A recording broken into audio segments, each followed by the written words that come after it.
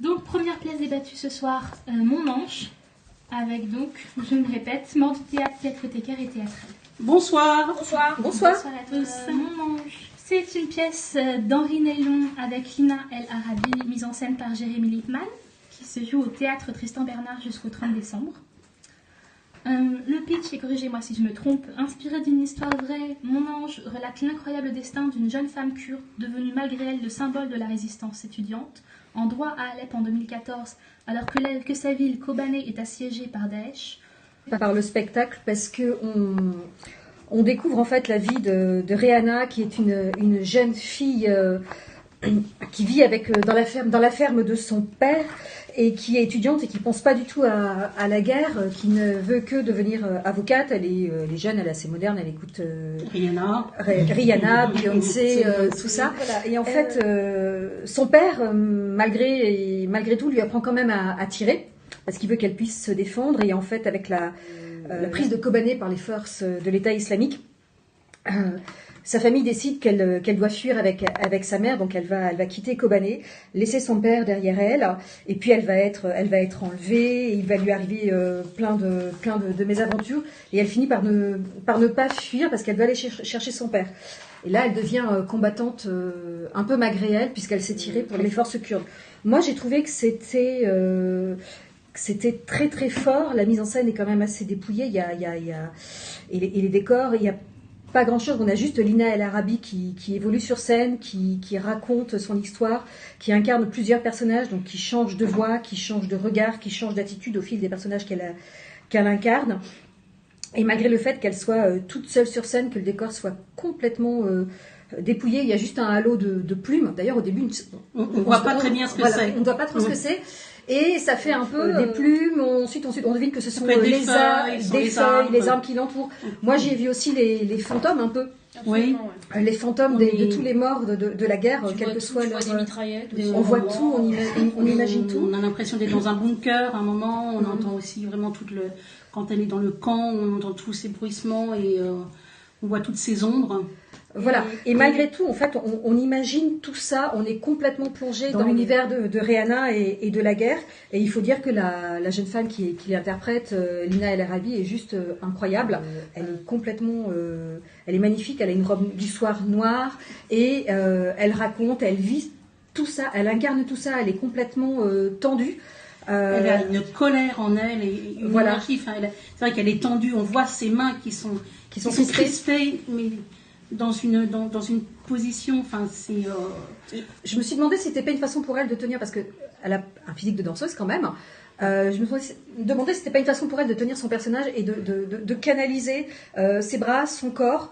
C'est peut-être une méthode, mais en tout cas ça passe hyper bien parce que vu le texte et vu la force du récit, de toute façon on est aussi tous très très tendus avec elle et ça passait bien. Et moi j'ai beaucoup aimé le fait qu'elle soit en robe du soir. Je trouve que ça contrastait. En robe du soir, en longue robe noire. Voilà. Ça contrastait un peu avec le récit, avec les mots, et ça adoucissait un peu la chose. Si elle avait été en treillis, je pense que ça serait beaucoup moins bien passé. Ouais. Voilà, vraiment. On a vraiment une figure féminine, une jeune femme. Elle a 21 ans. Oui. Elle a une maturité de jeu qui est extraordinaire. On est vraiment captivé. Moi, ce que j'ai trouvé très beau aussi, c'est justement cette scénographie et cette lumière. On est dans la pénombre dès le départ. C'est le travail de Joël Urbecht, qui est un travail absolument magnifique.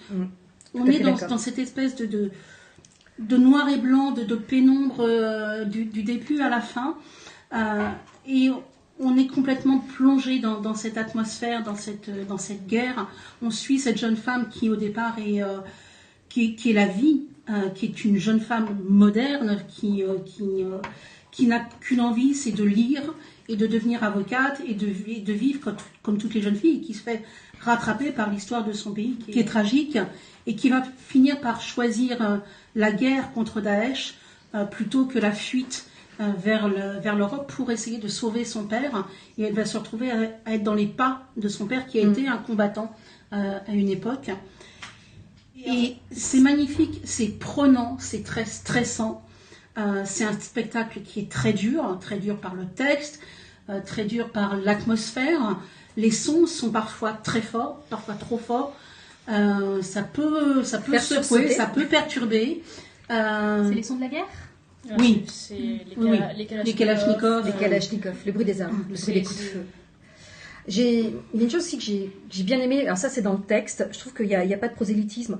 C'est une jeune fille kurde, c'est l'armée de Daesh, mais voilà, c'est juste dit, Absolument. mais on s'attache à l'histoire de Rihanna. Oui. C'est pas du tout, C'est pas religieux. c'est pas Oui, il y a religieux rien du religieux, tout. tout à fait. Et je trouvais ça bien, justement, parce que ça permet en fait de peut-être aussi mieux d'apprécier mieux son histoire et de pas être pris violemment à partie. Moi, j'ai Et trouvé du ça coup, ça bien. en fait un propos qui est très universel, enfin qui est Complètement. complètement universel.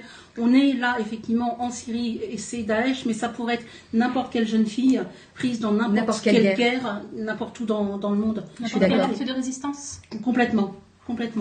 Et moi, je trouve que c'est un spectacle, oui, dur. C'est insoutenable. C'est vraiment très très dur. On s'identifie totalement et c'est peut-être encore un peu tôt après ce que nous modestement on a pu vivre ici. Et c'est un spectacle très très dur. Et d'ailleurs il y a un beau silence à la fin. Un silence, on ne sait pas.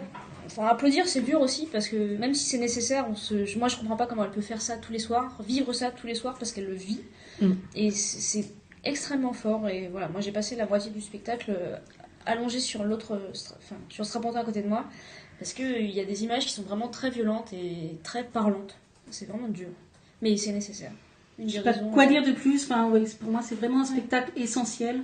À voir, à absolument. voir. C'est une des Ouais. raisons Une d'être du manière théâtre. de montrer l'indicible de cette guerre à l'autre côté du monde. Ouais, Complètement. de nous rappeler. Que Voilà. c'est pas si loin que ça, C'est que pas ça si se joue loin, et pas puis- si loin que ça, à la fois dans le temps et à la fois dans l'espace. On peut Ouais. tous résister, même On si peut on tous a résister. envie d'être avocat à la base, on peut tous résister à notre manière. Parce qu'au final, apporter le quelque combat chose.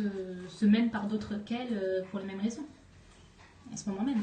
Oui, absolument. Ah oui, complètement. Et comme dit Mordu, je trouve que c'est vraiment la raison d'être du théâtre, c'est de témoigner, de montrer des choses, de nous amener là où notre quotidien ne nous amène pas du tout, puis de nous ouvrir un peu les yeux, de façon très, je veux pas dire neutre parce que c'est pas le mot, de nous ouvrir des portes, des fenêtres, et puis de nous donner à voir d'autres paysages, d'autres situations, d'autres personnes, d'autres. De le voir par un autre prisme que celui des actualités. Ouais, c'est Dans vraiment le reportage. c'est un spectacle qui nous prend et qui nous jette dans une réalité qu'on essaye d'un peu oublier. Et je pense qu'il faut aussi se mettre en condition peut-être avant, parce que quand on sort d'une journée normale et qu'on va voir ça, c'est extrêmement dur.